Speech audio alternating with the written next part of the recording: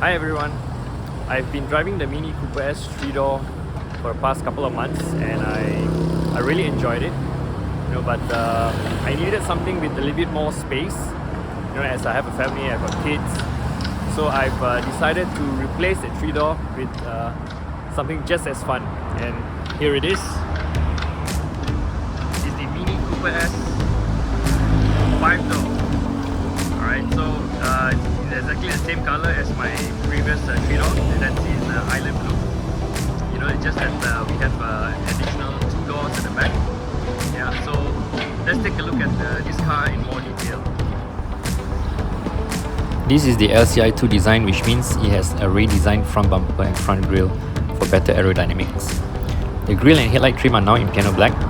The headlights are LED and have auto high beam as standard. The Cooper S has a turbocharged 2-litre 4-cylinder engine which produces 192 horsepower and 280 Nm of torque. 0 to 100 km/h takes only 6.8 seconds, and it has a top speed of 235 km/h. Fuel consumption is rated at 6 litres per 100 km. Looking at the side profile, it definitely looks like a stretched out 3-door hatch. Weight has gone up slightly by 50 kg, making a total curb weight at 1,345 kg. It comes with 17-inch pedal spoke wheels as standard and is running on 205/45 size tyres. With the LCI 2 version, the suspension has been optimized for handling and better comfort than its predecessor. At the rear, you have the iconic Union Jack design LED taillights. This design really makes this Mini stand out in a crowd. The rear bumper has also been redesigned, and I just love the twin exhaust pipes that is positioned in the center of the bumper, giving it that sporty look. Rear boot space is 278 litres. You can actually flip this board, and it has a compartment at the bottom for extra storage. Your tow hook, lock nut and first aid kit is also stored in here. Boot space is definitely sufficient to fit my baby stroller and also additional luggage. The rear seats can be folded down to increase boot space to 941 litres in case you need to carry larger or longer items. Okay, let's now have a look at the interior of the car.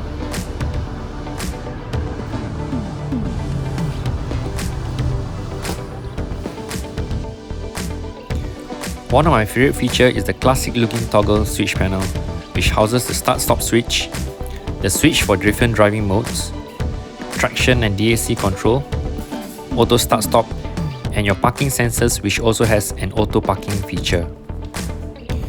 Just put your foot on the brake and flick the switch up to start up the car. The LCI 2 now comes with a newly designed steering wheel which houses controls for your media and phone on your right and cruise control on your left. You also have pedal shifters behind the steering wheel if you like to change your gears manually. On the left is to downshift and on the right is to upshift. You have a 5-inch digital instrument cluster which shows your revs, speed, fuel level and range, odometer and trip meter. You can customize some of the information shown here via the iDrive. Just above you have more toggle switches. You see we also have an SOS button which you can actually use during emergencies or in the case of accidents. All you need to do is just press the orange button. And then you have the switch to change your ambient lighting. You can change from 12 different colors depending on which mode you're in. And you also have lighting for the cabin. And you have the individual lighting for the driver and for the passenger. Another iconic design is the big round center display. In classic Minis, it houses a speedometer, but in this car it has the 8.8-inch touchscreen display with iDrive function, which all your vehicle settings can be done here. You can also pair it with Apple CarPlay.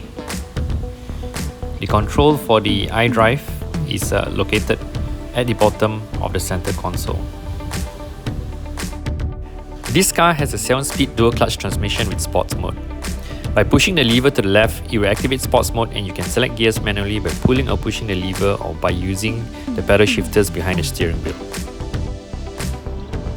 Here you have your center armrest. Just open it up and you have your wireless charger. Or you can flip the whole thing up and you can have more access to your handbrake to do your handbrake turns in this car. Over here you have your dual zone climate controls, and I just love the look of the aircon vents, especially the one on the sides which has that round circular design. This car also has a driving assistant feature. Just press that button and you can have all the features fully activated, such as collision warning, pedestrian alert and lane departure warning. Over here you have your toggle switch for your 3 different driving modes, which is Sport, Mid and Green. To activate Sport, all you need to do is just flick the switch up.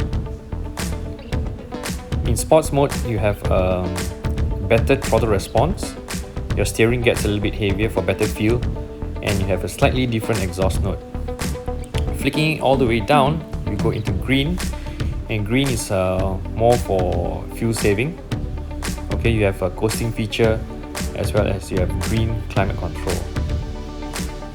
Mid mode is the default mode. And finally, let's take a look at the rear legroom. There is sufficient space in here to fit full-size adults. So guys, do stay tuned for the review of the performance and handling of this car. I'll be doing a video on that very shortly. If you enjoyed this video, do like, share and subscribe to my channel. Thanks, I'll see you in the next video.